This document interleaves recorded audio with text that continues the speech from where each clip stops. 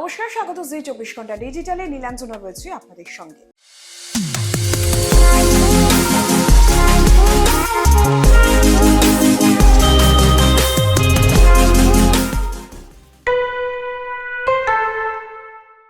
বিশ্বকাপের সেমিফাইনালের খেলা আপনারাও নিশ্চয়ই দেখেছেন। সেখানে ইংল্যান্ডের হার কিন্তু অনেকেই এখনো মেনে নিতে পারছেন, আর সেই তালিকায় ইংল্যান্ডের প্রাক্তন ক্রিকেট তারকা কেভিন পিটারসেনও রয়েছেন।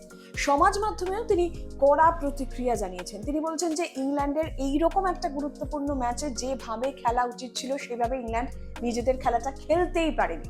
প্রতিপক্ষের আগ্রাসী ফুটবলের সামনে বারবার ইংল্যান্ড পিছিয়ে গিয়েছে।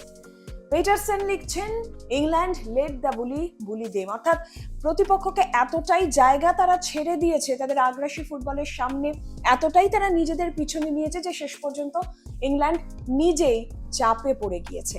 আর শুধু তাই নয়, পিটারসেন এটাও বলছেন যে এরকম একটা গুরুত্বপূর্ণ ম্যাচ, বিশ্বকাপ সেমিফাইনালের ম্যাচ, যেখানে যতটা দৃঢ় মানসিকতার প্রয়োজন, যতটা আত্মবিশ্বাস প্রয়োজন, সেটা কিন্তু ইংল্যান্ডের ছিল না। পিটারসেনের তো এটাই বক্তব্য। বিশ্বকাপের খুব স্বাভাবিকভাবে বিশ্বকাপ জয়ের স্বপ্ন নিয়ে ইংল্যান্ড মাঠে নেমেছিল, আক্রমণও সাজিয়েছিল মাঠ জুড়ে, কিন্তু বারবার গোলের সামনে ব্যর্থ হয়েছে।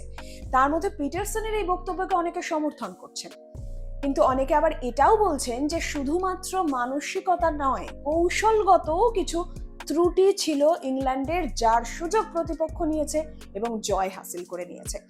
তবে একটা বিষয় এটা খুব স্পষ্ট যে এই হারের হতাশা ইংল্যান্ড এখনো কাটিয়ে উঠতে পারেনি।